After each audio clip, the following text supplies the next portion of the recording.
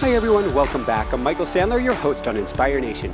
If you've ever struggled to find your path, your purpose, or your meaning in life, then do we have the You Are the One show for you. Today I'll be talking with Kute Blackson, revolutionary teacher, speaker, and entrepreneur, and author of a life-transformative new book, I Couldn't Put Down, You Are the One. And that's just what we'll be talking about today, about a bold adventure in finding purpose, discovering the real you, and loving fully. That, plus we'll talk about the importance of La La Land, a train in Bihar, stalking Spielberg, cliff jumping, turning down Hollywood, traveling on the Camino, Clark and the cow, making love to a post, the real power of giving bananas, and why in the world you need to chew your food 33 times. So welcome to the show, Kute. Are you ready to shine? Absolutely. I'm ready. Woohoo! So before we dive right into things, I've got to ask, can you tell us about your parents and how they met? Oh, my parents and how they met. Sure. Well, the Cliff Notes version is, wow, what can I say? When my father was 8 years old, he was from Ghana, West Africa. My mother's from Japan. When my father was 8 years old, he would have these visions of a Japanese spiritual teacher, a Japanese guru who would come to him. I mean, this is a kid from Ghana in like the 1940s, right? So no internet, no Facebook, no social media. And this spiritual teacher would come to him in his dreams and teach him about life and the cosmos and the nature of existence. And so my father, when he was 15, had this spiritual experience, became a healer, started healing people. From 15 to 36, 37 years old, built 300 churches in Ghana, West Africa, hundreds of thousands of followers, became known as the miracle man of Ghana. Very, very renowned, the spiritual teacher to kings and presidents all over Africa. When he was about 36 years old, he went to a store, a book fell off the shelf, and he looks at the back of the book and he sees the face of this Japanese spiritual teacher, this Japanese guru who's been coming to him since he was age 8. He couldn't believe it. He says to himself, I didn't even know this guy was real. This is amazing. He writes to this guy. This Japanese guru indeed is real, has a huge organization, sends his son-in-law to meet my father in Ghana, West Africa. The man is so blown away, invites my father to go to Japan on a lecture tour with the guru. Now, my father, whose first wife has died at this time, says to the son-in-law, I would love to come to Japan to give this lecture with the spiritual teacher. I'm looking for a wife. Would you please pray for me? Now, the guy says, no problem. He goes back to Japan. He gives a talk. He announces to the Japanese community that this African man is my father, who's coming from Ghana on this date to lecture with the guru. My mother grew up in the spiritual organization. So she's part of the Japanese guru's spiritual organization since literally birth. She grew up in it. She's about 28 at the time, not married. Now in Japan, if you're not married by the time you're 22, 23, latest 24, it's over. She has said a prayer literally up until that moment. Her prayer was, God, I will marry anyone you tell me to marry. Just make it clear that this is my husband. Just make it clear that this is my man. So she's in the audience. She feels chills in her body, and she has this absolute knowing this African guy who she's never met is her soulmate. And so she writes to my father. My father happens to be in London on his way to Japan. He's meditating. God says, your wife's going to come to you tomorrow. He's like, how the hell is my wife going to come to me tomorrow? I don't know anyone in London. Literally, a letter shows up in the mail. His hands start to shake. He says, this is my wife. He opens a letter. It's a letter from my mother, right? My mother doesn't speak any English. She has it translated by her sister. My father speaks no Japanese. So basically all my mother's saying, Japanese style, is, look forward to hearing you speak when you come to Japan. My father writes back and he says, would you be open to moving to Ghana?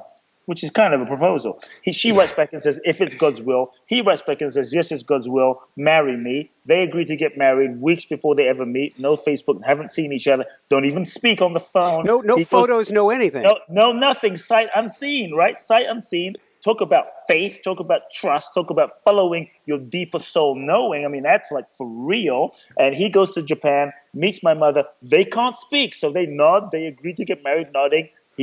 My dad meets her parents. I mean, my mother had not seen a white person, let alone a black African person from the middle of West Africa. So this was like radical. Last thing I'll say. So they agreed to get married.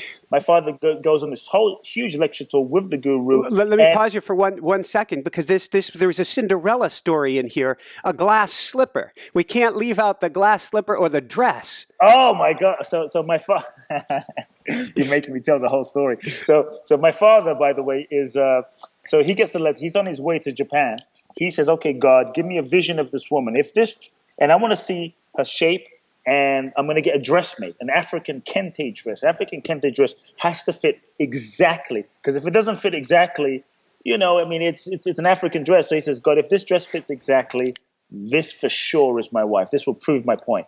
He gets the dress made, sees the dimensions of this woman. I mean, it's not easy to fit a woman. Takes this dress to Japan, meets my mother for the first time. They agree to get married. He says, "I have a gift for you. Here's a dress." She goes, "Thank you. I want you to try it on right now." She goes, tries the dress on, fits exactly, which was rare. Fits exactly. Goes, "Okay, this is my wife." He goes on a lecture tour with the Japanese guru, stadiums, people. It's incredible. And he says, "Okay, God, I'm supposed to throw a wedding. I can't marry this Japanese woman this is in the mid-70s and not throw a wedding. It's not appropriate." So he prays, meditates, and literally 6 weeks later, he goes to his mailbox, doesn't tell anyone, goes to his mailbox, and there is a letter. There is a letter, an envelope. He opens the envelope, no name, no nothing. It's $7,000 in US dollars in cash in the mid-70s.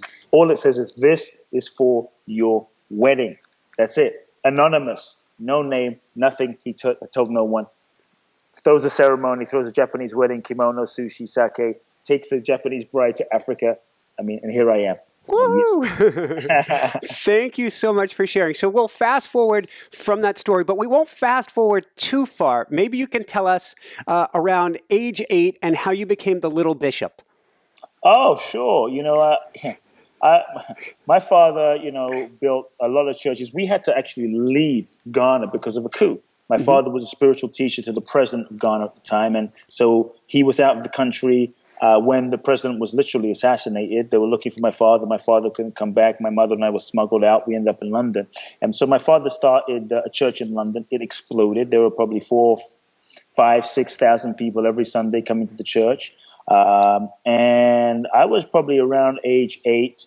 I was a chubby kid, and I was kind of, I really didn't want to be in service. So I was running around, breaking glass, playing soccer in the lobby.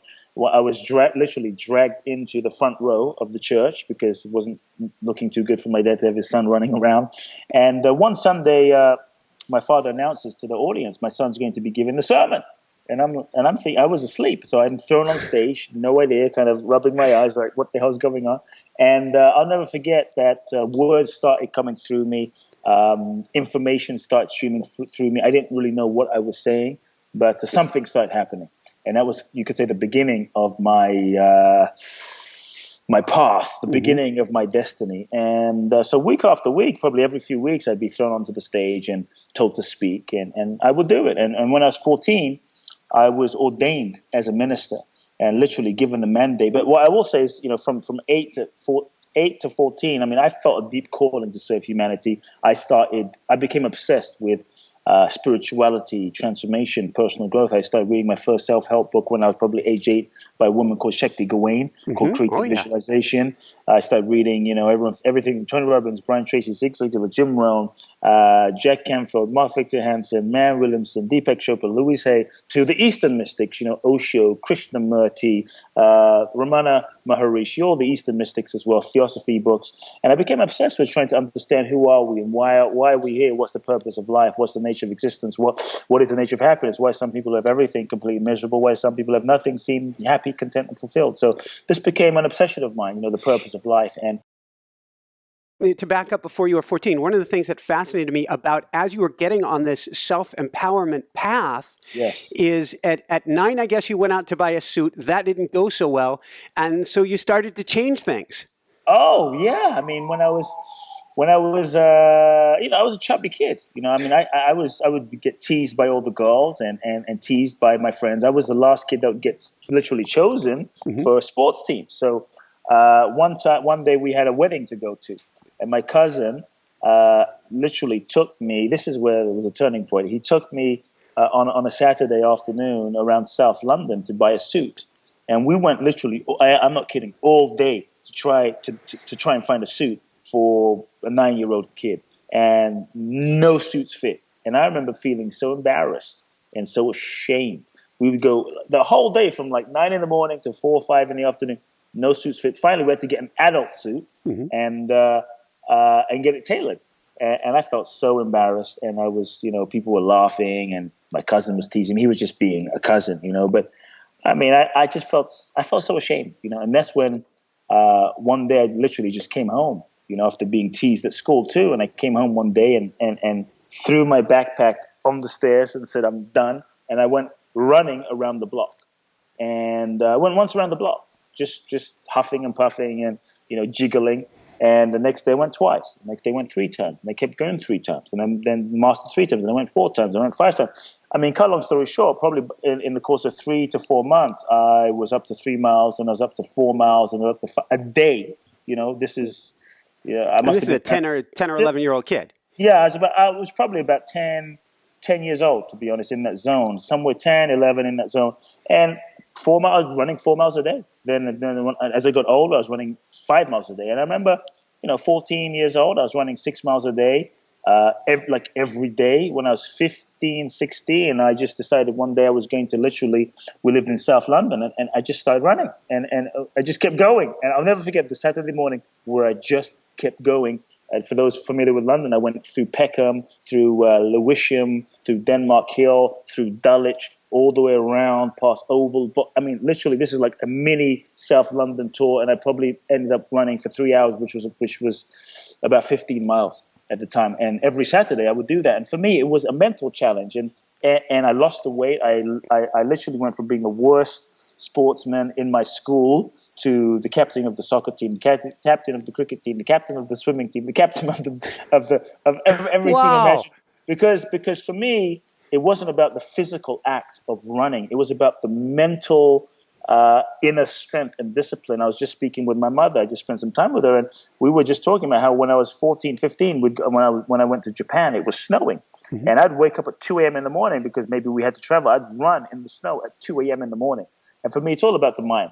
It's those little things that you do every day. It's those little habits that you cultivate every day. And I would always say to myself, it's the day that I don't run. It's the day that I don't do it. That one act of laziness, that one act of buying into my mind is the thing that can actually, you could say, impact my trajectory. Mm-hmm. And the other thing I'll say is sometimes we think we have to be in the mood to do something. We think we have to feel like. I think it's a myth.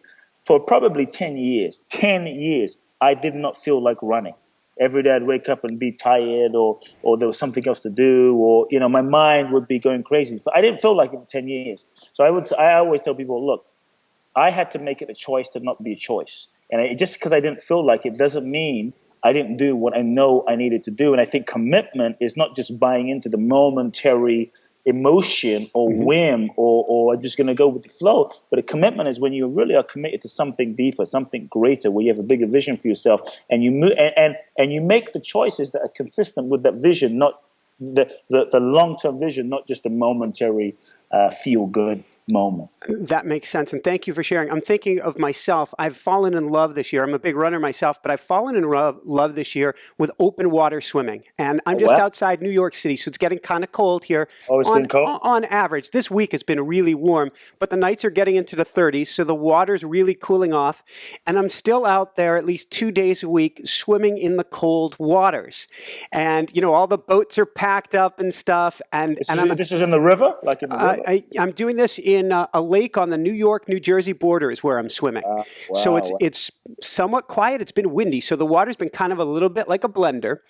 And when you go to get into the water, I'm not excited. I actually don't want to do it at that point. Yeah. Who wants to put themselves in cold water?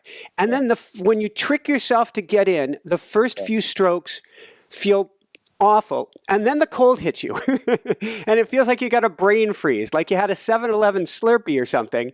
Your brain goes cold, and for the next few minutes you're going, what am I doing? Mm-hmm. Then you start to loosen up. Mm-hmm. Then you feel better, and the leaves are changing color here. By the time I finished, what was it, yesterday, 2 days ago, I'm like, I'm swimming in heaven, in absolute heaven. So I didn't want to get in, didn't want to do it, took that discipline, like you're saying, to do it, and then the result is you feel amazing. Yeah. See, everyone wants to be great. Everyone wants to be kind of, be like, let's say, a Jordan or an Oprah or an Elon Musk, but very few people really want to do what it actually takes. And I think greatness is something that we all have the potentiality to be great. We are being lived by a great force, whatever you want to call it. We're being lived and breathed by existence itself. But to really take our dreams and visions and manifest our greatness into life, into the world, into the real world, requires a moment to moment to moment to moment choice. And it takes courage, and what I realized many years ago as a 10-year-old kid, and I've realized that many times at certain points in my life, is literally no one's going to knock on my door and give me $1 million. No one's going to go to the gym on my behalf and run on my behalf and say, hey, I'm going to lose 30 pounds on your behalf. Oprah's not going to knock on your door and say, I've been looking for you. I'm looking to discover you. We have to do it. And I think for me, that's a message I'm really passionate about right now. Is I think ultimately we've been given everything we need. Everything we need is inside of us. We have to now do our part to release that potential and the greatness inside of us, the great ones. I think Martin Luther King and Gandhi and Jesus and Buddha and the modern day ones like Oprah or Elon Musk or what have you. They're just showing us our own capacity for what is our own potentiality for what it is to be human. Thank you. So let's go back then, or go back and go forward in time to about the age of 14. You're starting to tell me about that. It sounds like a big shift, and you were starting to find your unique path. Yeah, when I was 14, my father said, he basically announced to the audience that I, as his son, was going to be taking over his entire ministry. And it was announced in front of literally 5,000 people, and hundreds of thousands of people in Ghana, West Africa, were aware of this fact. So there were a lot of hopes and dreams on me. And the moment he made this announcement, I'll be honest, I knew that wasn't my path. I wanted to make a difference, and that's all I knew. But I knew that wasn't my unique destiny. And to be honest, I didn't have the courage to tell my father, I don't want to take over. I didn't have the courage to say, hey, this is not for me, because as a 14-year-old kid, I wanted his love. I wanted his acceptance. I wanted his validation. I wanted his approval. I didn't want to rock the boat. I didn't want to be outcast. I didn't want to lose his love. I didn't want to be alone, ultimately. So I felt the truth, but I didn't want to be alone. I think many times we feel the truth inside. We feel the truth of our decision. We feel the truth of what we're here to do, but we're afraid. We're afraid of what will people think? We're afraid of, I won't be loved anymore. I think that's one of the biggest things. I won't be loved and I'm going to be alone, the fear of being alone. So I went along with it. And for about 4 years, I went along with it. I said nothing, but in my heart, it burnt. It burnt. And when I was about 17, 18, when I was about 14, 15, I read a book by a man called J. Krishnamurti, an Indian mystic. And I could really relate to his life because he was being groomed to take over the spiritual organization, his spiritual organization, but he left everything behind years when he was probably in his late 20s. And when I read his book, which is all about freedom, there was an explosion in my being, and I knew what I had to do. It took me years to muster up the courage, but when I was 18, I had to finally have the conversation with my father. I said to him, Dad, I love you, but I'm not taking over. That was the day I became a man. That was the day I let everything go. That was the day I was prepared to lose everything to have myself, to have my own freedom. And I looked at my future, and I could see if I followed his path, everyone had expectations for my life, and I could live inside of those expectations. But if I followed his path, then I might be successful by everyone else's standards. But if I didn't have myself, I'd be miserable. Like I literally felt like I was going to die, that path was a death. And so I decided nothing was worth compromising my soul. Nothing was worth compromising my happiness. And I had a conversation, let everything go. We didn't speak for 2 years. And I ended up winning a green card in the lottery to come to the U.S. How in the world, how'd you get the vision to do this? And how in the world did you win that lottery? When I left everything behind, the only person of support I had was my mother. And she said, I support you unconditionally. And I made a prayer, I said, God, I feel this vision in my heart, the vision to come to the U.S., a vision to come, because I wanted to meet mentors. I wanted to meet all the authors I'd read, the Wayne Dyers, the Louise Hayes of the world, and studied with them. And this is the field I wanted to go into. So I said, God, universe, you've given me this vision. Don't leave me hanging now. What do I do? I'm following my deepest guidance. I'm actually doing it. So help me. And one day, I'll never forget, I was in the library in my school. I was 17 years old, and someone literally handed me a magazine called The Economist and said, you should check this out. It was like an angel. And I said, there must be a reason someone's giving me this magazine, and because they didn't tell me why. I looked in the back of the magazine, and all of a sudden I came across this ad. It said, the American government is giving me 55,000 green cards in the green card lottery. I thought, oh my God, the American government's giving away 5,000 green cards in green card lottery. Talk about chills. Talk about chills. And I knew I would win. I didn't know how. And I entered it through the law firm that was applying. I was told, unless I hear back by September, I think the 18th, that was it. And sure enough, I did not hear back. And I thought, oh my God, I was mad at the world. And I packed my bags and I said, God, I had a screaming at God moment. I said, God, I'm going to the US. Doesn't matter if it's illegal or not. I'm leaving. This is where I'm meant to be. I'm going. Packed my bags, went to sleep. That night, we got a phone call. It was from the law firm that applied through me. And my mother hands me the phone. And the guy says, is this Mr. Blackson? I said, yes. And he said, I can't believe it, but you've won a green card. And I started screaming with joy. And I heard this still silent voice inside. The still silent voice inside that said, why are you so surprised? You knew.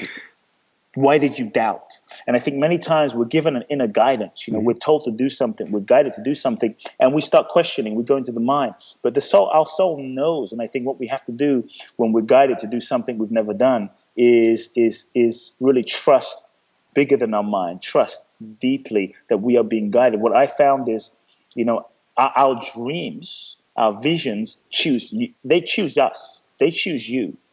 We think we choose them, but they choose us. They choose us because you are the perfect person. Each and every one of us, you are the perfect people to fulfill that vision based on your childhood, based on your experience, based on your pain, based on your trauma, based on your success, based on every single thing that's happened to you, even the things that you think make you screwed up, make you not enough. Everything, is part of the package as to why the dream has chosen you. And the way I see it is, if the vision or the dream has chosen you, then it doesn't belong to you.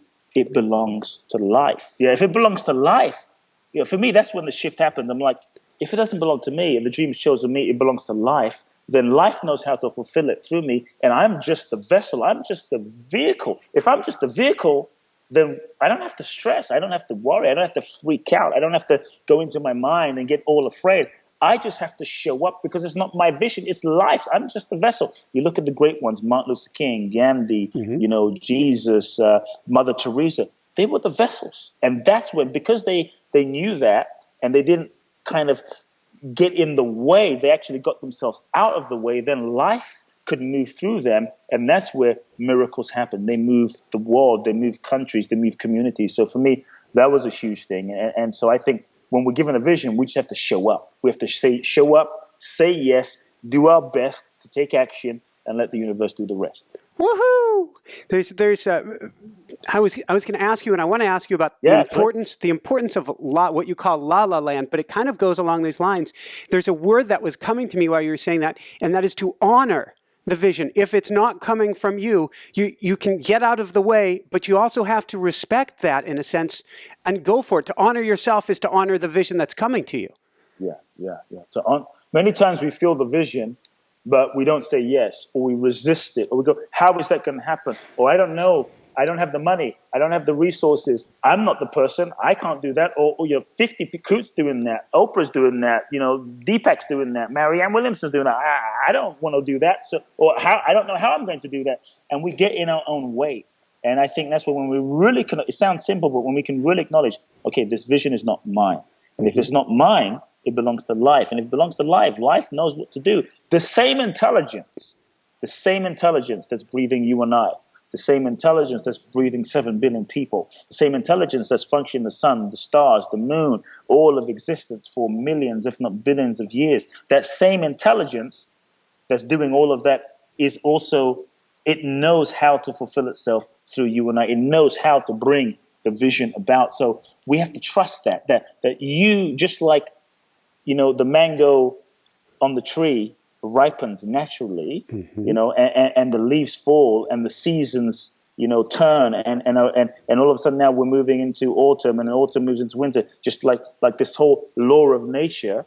You and I as human beings, we're a part of nature, but we've kind of forgotten that we're a part of nature. And I think when we can realize that, then we realize we're being lived by an intense force of life. My father would often say when I was a child, when I'd be stressing and worrying about my life, okay, my life. And, I think the ego creates separation, like my life, your life, its life. And we're all being lived by the same intelligence, and my father would often say, okay, why are you so stressed? Did you bring yourself to this world? And I would say, what do you mean? He goes, did you fight to bring yourself into existence? And I'll say, well, no, Dad, I just showed up here one day. And he said, exactly. If you just showed up here one day, then don't you think that same intelligence that brought you here into this world, it knows how to fulfill itself and its purpose and its destiny through you? And I said, well, it's a good point. And so from that moment, I really have stressed a lot less, in terms of life. So let's go from there and let's talk about bringing yourself someplace. We're going to fast forward this story. You bring yourself to America. Yes. How did it start to go? And maybe you can tell us about the Venice Beach Hotel. Oh, sure. I came to the U.S., 2 suitcases, one my green card, $1,000 in my pocket, literally, 1 suitcase full of clothes, 1 suitcase full of books, inspirational books, and came to the U.S. and just showed up and asked the taxi guy to take me somewhere safe and cheap where I could stay for a few weeks. He takes me to Venice Beach, which at the time, late 90s wasn't the safest place. And ended up in the Venice Beach Hotel. Wasn't a hotel, wasn't a motel, but a cotel, which gives you a sense of the condition of the place. It was a hellhole. And landed in Venice Beach. And for the first week, I literally cried. I cried my eyes out, feeling so alone. And sometimes we think when we find our purpose, life's going to be easy. Sometimes when you finally find your purpose, the angels appear and music appears and money drops from the sky and everything is just easy. And I think sometimes when you find your purpose, life can be quite challenging. You will have to go through some tests and circumstances and relationships and challenges that are quite challenging, because I think when you find your purpose, now you have to be prepared to live your purpose. Mm-hmm. You have to be prepared to really see how much do you want it. You have to develop the inner muscle, the inner fortitude, the inner strength to be able to fulfill the vision and purpose given to you. So I was put through a whole series of tests and challenges that I didn't know if I could get through them, and they were really quite challenging in the beginning. And so I ended up literally renting a tiny, like room with a bath. I didn't even know how small it was, but it was a room, empty, one room with a shower, and began my life. But you know what? Even though it was really challenging in the beginning, after that, and I had very little money, I felt so free. I felt so free because I realized that I was not compromising my soul. I felt so free because I realized I was not selling myself out. I felt so free because even in the tiniest room with nothing, I felt I was being true to myself. I felt like I had everything, and that was the greatest peace in the world. And that's how I started in the U.S. Beautiful. So from there, let's talk about 23, because that seems like it was a real pivotal year for you, and how you ended up going to India. Yeah. Wow. I had been pitching a TV show at the time. I wanted to be the next Oprah, and cut long story short, because I could talk about it for hours. We've got to know how you stalked Spielberg. Oh, sure. That's right. So, I wanted to do this TV show, and nothing had worked out. I was rejected. Talk about rejection. I was rejected, and I was rejected. Right, by everyone. And one time, finally, I met these 2 big managers. They managed Michael Jackson, Dolly Parton, Martin Lawrence, Leonardo DiCaprio. Mariah Carey, just some small folks, and they agreed to represent me. And they said, "Kute, we're going to make you a star. We think you have huge potential." And I have this blessing and a curse where somehow in this lifetime I can't really do anything unless it's truly in alignment with my soul. Mm-hmm. And so I went home and I said, let me just sit with it for a day. They gave me the contract. I came back and I meditated on it, and I felt this no, like it was not aligned to have these people represent me. And my personality was like, Kute, you're crazy. And my soul was like, no.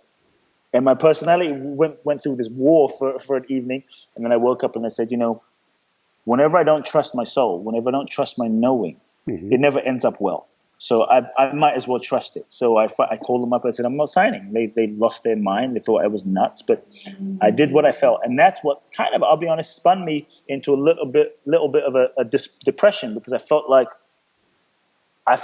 my hands were tied by my soul, so to speak, and And I wanted to do this thing, but I was being guided not to, and I really got a little frustrated with life and God and the universe, and I felt disillusioned was the word, and that's when I decided to literally put everything in storage. Ended up my relationship with my girlfriend, put everything in storage. Decided that I was not going to come back to the West until I found certain answers for myself, and I said, I really want to know what true happiness is. I'm tired of reading the books. I'm tired of reading about Gandhi and Martin Luther King and reading what Deepak Chopra says. I want to know truth for myself. I want to know God for myself. I want to know happiness for myself. And I started traveling the world, walked the Camino, and then I ended up in India. And that's what really impacted my life. But to answer your question about Spielberg, somewhere during that whole process of pitching my TV show, I was someone that, see, I had an epiphany when I came to the U.S. that really impacted why I did what I did with people like Spielberg and many others. I was in the country maybe, I don't know, 8 months or what have you. And I remember sitting in my tiny apartment feeling sorry for myself. I was probably stealing bread from the supermarket because I literally had no money, and sleeping on a mattress that I found on the street that I dragged in. And I remember one day I was having a pity moment. You know, I think we all have those moments where we're like, oh God, woe is me. Why is life not working out? And, you know, on some level I was right. I was struggling. But I was feeling so angry at life, and angry at my dad for not supporting me, angry at life, angry at the world. I was angry at God because I felt like I had so much to give. I had so much I wanted to express, yet somehow I felt very unsupported by the universe. And maybe folks listening to this conversation, some of them might be in that position. And honestly, I felt like giving up. And I remember screaming at God, saying, God, why aren't you helping me? You know, why is life not helping me? Why is the universe, you hear all this stuff, follow your path, the universe conspires. I felt like I was following my path and nothing was conspiring. You know, I was broke. And I remember hearing myself one day feeling so bad. And it was like, I don't know what happened, but it was a moment of grace and something clicked. And in that moment is when I realized, this is part of what my book is based on. I realized, wait a second, Kute, you are so entitled. I heard my entitlement. I felt like me this, and I want this, and why isn't life me giving me and me and me? And it was just like a moment where everything went to stillness, and I felt like, wait a second, everything is about me, or everything I'm trying to get is for me. Everything I'm frustrated that I don't have, and I could hear my entitlement, and something shifted, and I realized how profoundly ungrateful I was being, and I realized, wait a second, nobody owes me anything. My father owes me nothing. My parents owe me nothing. My father owes me nothing. The government owes me nothing. Life owes me nothing. God doesn't owe me anything. Life is actually giving me everything: health, hands, ideas, creativity. Whoa, I've been given so much that I'm actually not being grateful for even what I have. I'm just moaning, bitching, complaining about what I don't have and everything I should have. And there was a moment of profound humility, and I realized nobody owes me anything. And that was a shift in my life where it's like that shift allowed me to stop being a victim, to stop blaming, and forced me to take complete radical responsibility for myself and my life, and the recognition that I've been given so much already. I just have to use what I have. And it freed me up to take full responsibility. And that's when I saw no one's coming. No one's going to come and save me. The government's not coming. My parents aren't coming. My friends aren't coming. You know, Oprah's not coming. No one is coming to save me. But ultimately, I'm here. I have everything I need. And I just started to take responsibility and put a lot of what I already knew into action. And that's when I wanted to do a TV show as well. And I realized no one's going to come. No one's going to discover me. And so I came up with this idea of being like the next Oprah.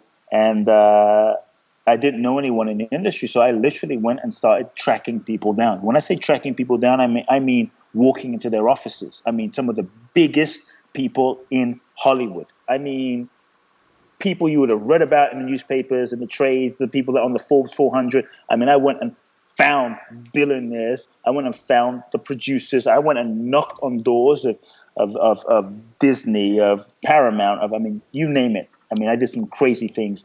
One of the things I did was I wanted to meet Steven Spielberg because I read his autobiography, and I thought, this guy is kind of a little revolutionary. He thinks outside of the box. He's not a corporate, you know, suit and tie kind of straight-laced guy.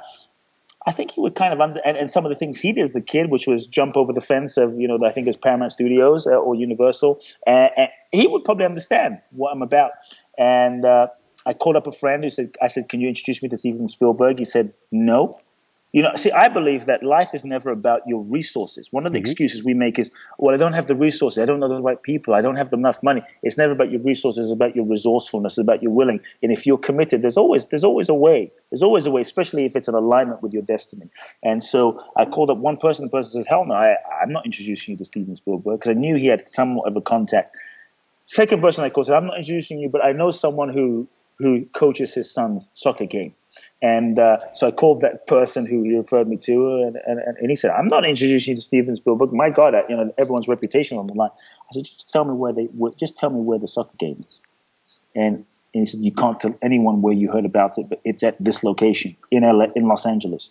And so I showed up one week with my suit. I had my only suit, and I was like suit and tie and everything on a Saturday morning. For the soccer game. For the soccer game, I was like a little overdressed, and I showed up. And with a handcrafted picture stamp press kit that I made myself with VHS video, showed up, and I said, looking for Steven Spielberg. The soccer game was going on. He wasn't there. I showed up the next week, and sure enough, I see him and his wife on the field. I'm hiding behind the tree, shaking.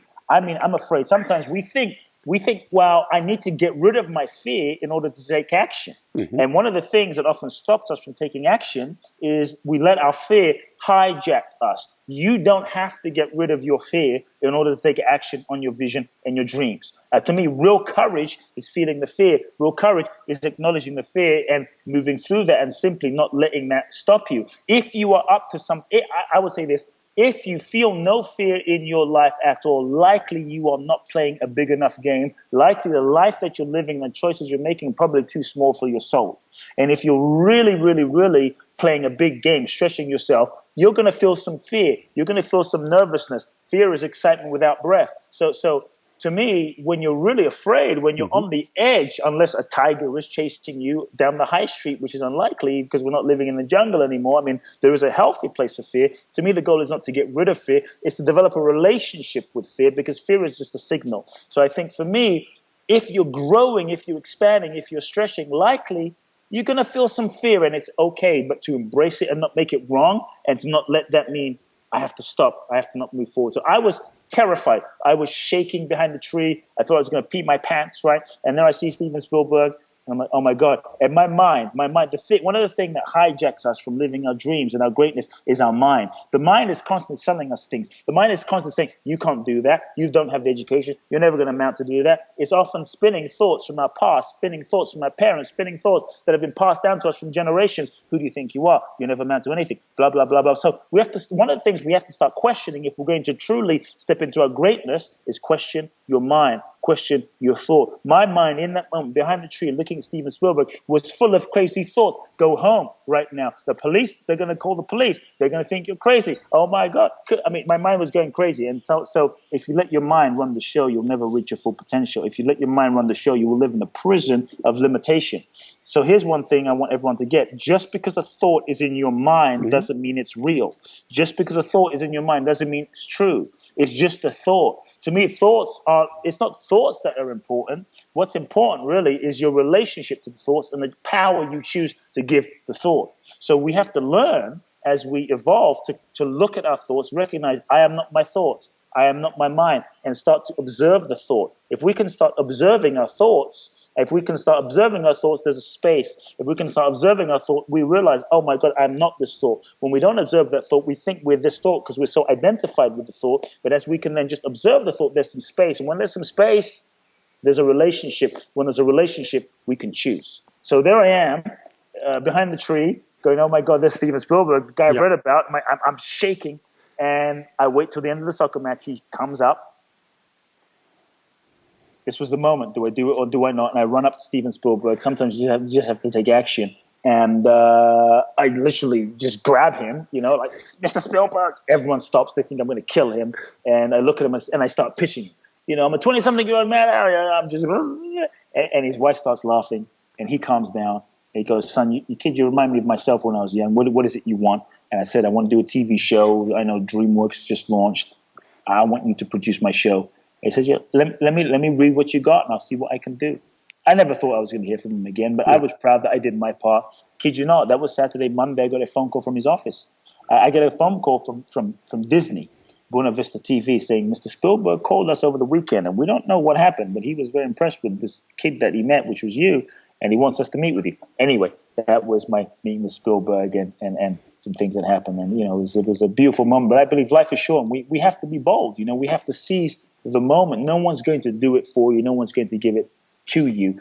And that's what that experience taught me. Thank you for sharing. So let's fast forward. You're over in India. One of the most transformative early experiences, I believe, was a train ride in Bihar. Oh yeah, I was in Bihar. Bihar is one of the poorest states in India, one of the most dangerous parts of India, and one of the most amazing, because in Bihar is a place called Bodh Gaya. Bodh Gaya is where the Buddha got enlightened, where the Bodhi tree is. And I found myself in the train station in Gaya, which is not a very nice train station, not my favorite anyway. And I looked around, it's probably midnight or something like 2 a.m. in the morning, somewhere in that zone. And I realized I do not want to spend the night in this train station. Mm-hmm. And I see the train going, and I literally like out of a movie. And I'm running off the train, and I literally jump on the train. It was like an Indiana Jones type movie.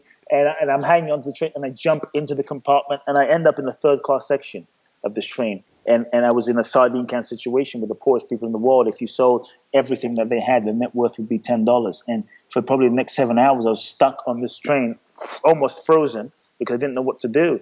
And basically for about 3 to 4 hours, I just wept, because there I was with the poorest people in the world. And I couldn't believe the amount of suffering. I couldn't believe. I mean, there was a woman with 5 children. I looked into her eyes, and I just felt the suffering of humanity. I mean, I felt like, there's her child. Her child's head is hanging off of the train. And I just felt that I felt the sense that if this child died, nobody would care. It would just be life. Oh, well, whatever. The child could just fall off of the train. And I felt like, how is it we live in a world where we have iPhones and technology and the internet and computer, and we can send people to the moon, and we can't feed these children? How is that part? Like, I just cried, man. I'd never been that close to suffering before.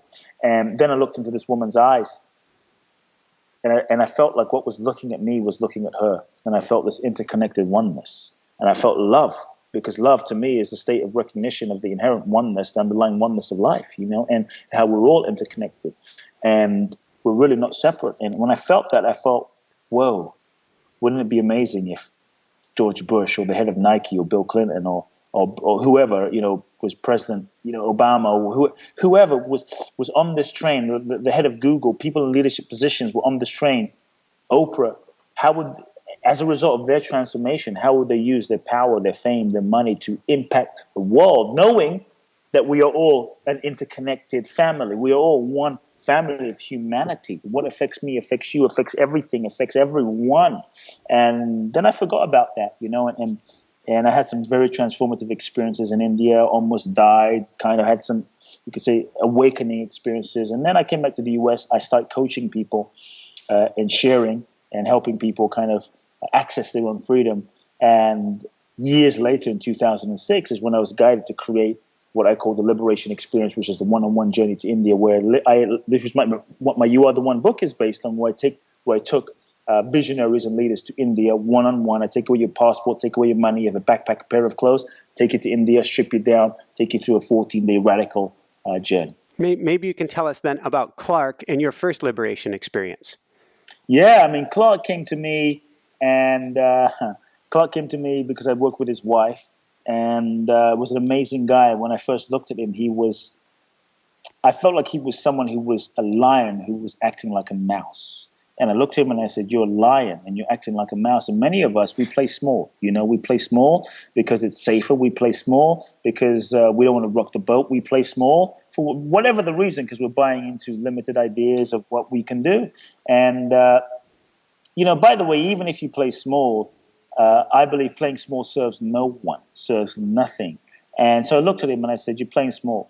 And he came to India with me. And to get a little intense for a moment, one of the things I saw as to why I saw him stuck, he kept having this identity of, I'm just a shy person, you know, I'm just shy, I'm just quiet, it's just who I am. And he married a woman who was very outspoken, very, you know, gregarious, very out there, and he was basically hiding behind her. Mm-hmm. And I said, it's time to stop hiding behind your wife. It's time to start stepping into your own power as a man.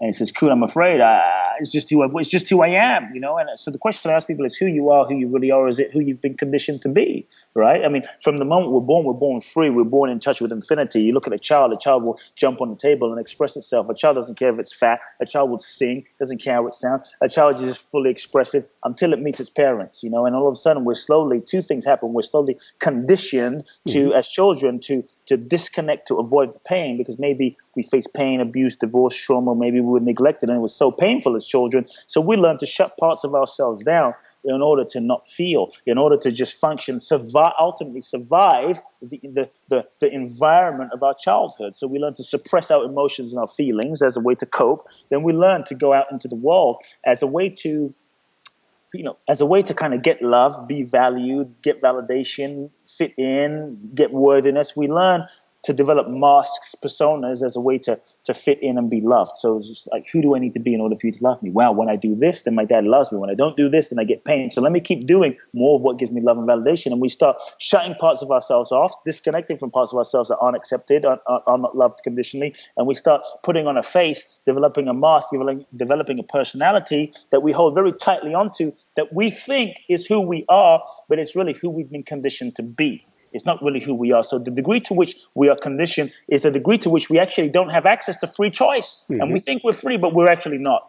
So with Clark, his identity was, I'm a shy person. And what I found out really from working with him was, in India, was this. I asked him a few questions, and he came back to me and says, when you ask me those few questions, I'm a 55-year-old man. I haven't cried since I was 5. He goes, the truth is, my honest confession that I now realize, because I did not remember before, he goes, when I was 5 years old, I was sexually molested by my uncle.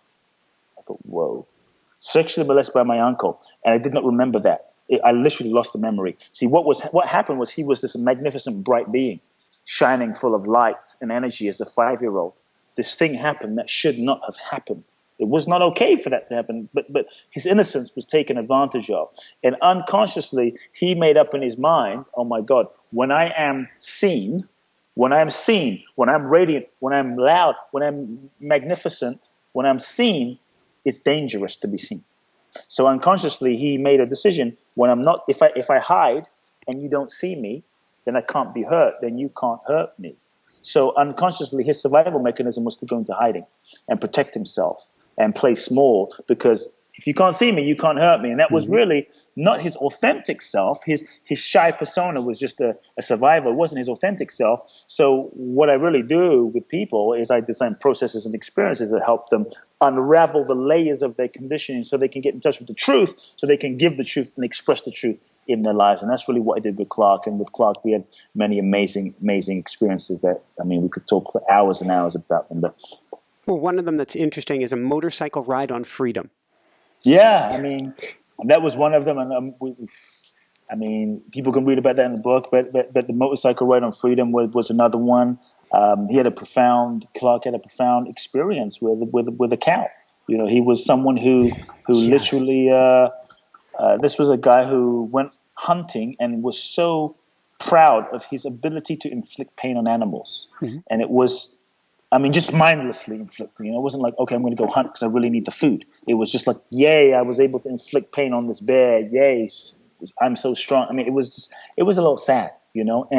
And we had this experience one time where literally we were sitting there and this cow walks up to us while we're sitting there, almost on the floor, and it turns to him. And we have a moment, and he has a moment. It's in the book. He has a moment. It was very deep. And I said, Clark, I think the cow is trying to speak to you. And he looked into, and this is a man who was not into any of this woo-woo stuff. And he looks at this cow. He goes, oh my God, Kute, this cow is telling me about all the pain I've inflicted on animals senselessly. And he starts crying, and he has this dialogue with this cow, and he apologizes to this cow, and he has this whole healing, you know, really healing with you could say, the animals and the pain he's inflicted. And that night, I kid you not, we are walking through the streets of Varanasi. and I see him fly across the road because I'm behind him. And a cow literally, with its horns, gashed his ribs. And I thought, oh my God. And I looked at him, and literally what happened was it really felt like karma had come around, and he got a sense of what he put out into the world. And once he had that experience, he felt, cool, I'm never going to hurt another animal ever again. And it was a huge lesson. I believe life is full of lessons. I believe that the real purpose of life is we incarnate into life because we have lessons to learn. We have this human experience because we're here to learn certain lessons. And to me, the real success in life, real success is not just what we attain, what we achieve, what we get, or fame or name or amount of money in one's bank account when we die. To me, real success in life is learning the lessons for which we have been born for. We're learning those lessons and evolving. Thank you, thank you, thank you. Before we start to wrap things up, I want to talk real briefly about love. Maybe you can tell us who is Dwarkoji, if I'm pronouncing it right, and what you learned there. I met Dwarkoji. Dwarkoji is a 90-year-old man, actually he's 94 years old now. I met him when he was 80. Former disciple of Gandhi, built 300 schools for the underprivileged, takes kids, has several orphanages, does the largest eye camp in the world. And he's a man of love. I mean, a man of peace, nonviolence, has kind of taken over where Gandhi's left off. And I met Dwarkoji many years ago. What I learned from Dwarkoji, the first time I met Dwarkoji was I went to his orphanage. I had these visions of being of service to his children, these romantic visions of how romantic it was going to be. I was going to be the next Mother Teresa. And for 2 weeks, I was with the poorest kids in the world, kids he literally finds on the street off of trash heaps, and he brings these kids in and they're not so socialized, right? And so after 2 weeks, I gave up. And I said, Dwarkoji, I'm going to go to the temple, because he was by the Bodhi tree. I'm going to go to the temple where the Buddha got enlightened and do a meditation. And he looked at me and says, Kute, it's beautiful to go meditate by the statue of the Buddha, but just make sure your heart doesn't turn to stone. Because in this simple orphanage right here are living Buddhas, living Christs, simply waiting to be worshipped. They are alive. And that was for me everything. That was for me the beginning of realizing you don't have to go far, you don't have to go wide, you don't have to, build 1,000 schools around the world, but every single moment of life is an opportunity to love. Every single second, every single relationship, your enemy, those that challenge you the most, your loved ones. We have so many simple opportunities to love in our lives every day. And I think to me, that's the essence of life. And love is God in action. Love is why we're here. To love is what we are, and it's our purpose to express love, and we can all do that right now. Woohoo! So on that note, and talking about kids, my wife always asks before the end, she likes to know what advice you would give for parents to help their kids on this path. One thing, I would say, two things actually. The simplest thing is create the environment for your kids, because your kids will learn through osmosis. You can talk about love and meditation, what have you, but if you yourself aren't doing it as a parent, and if you're not creating the environment for them to marinate in, if like you go to temple once a month and then the rest of your life is focused on the external world, then that won't support them and the nervous system in marinating in a spiritual environment. So create the spiritual environment and experiences for them. That's number one. The second thing is the greatest gift you can give your child, I believe, one of them is to love them unconditionally. Like, I love you unconditionally. Number two is to see who they are. I see you. I see your greatness. I see your divinity. I see who you are. See who they really are, where they are divine beings. Thank you, thank you, thank you. So who did you see as the richest man in the world? Richest man in the world was a man I met in India. And you can read about it in my book. Actually, I'm not going to share the story. I would like people to go check out the book since we're also out of time. Perfect timing. Where can people go to find the book and to find out more? Sure. People can find out about the book. They can go to www.youaretheonebook.com for those that feel it, and they can purchase the book there or take them to Amazon. You can get free gifts also by coming back to that site. And if they want to find out more about my work, two ways also, they can go to Facebook, find out, and follow me on Facebook, and we can stay in touch that way. There's also an event I do twice a year called Boundless Bliss Bali, www.boundlessblissbali, and people that feel moved for the next level can find out more there. Fantastic. Any last words of wisdom you want to share with people? The bottom line, life is short, my friends. Every second of life is a precious gift. When we die, life gives no refund. So live fully, live with no regrets, and love now. Thank you, Kute. Thank you so much for being on the show, for the work you're doing. Everybody, go out and get You Are the One. It is a fantastic read, and he just scratched the surface of the number of adventures. It is a true page burner, and I think, for lack of another term, a life burner. So, for everyone out there, this is Michael Sandler saying, be well, have fun, get You Are the One, and dare to play big and shine bright. Woohoo!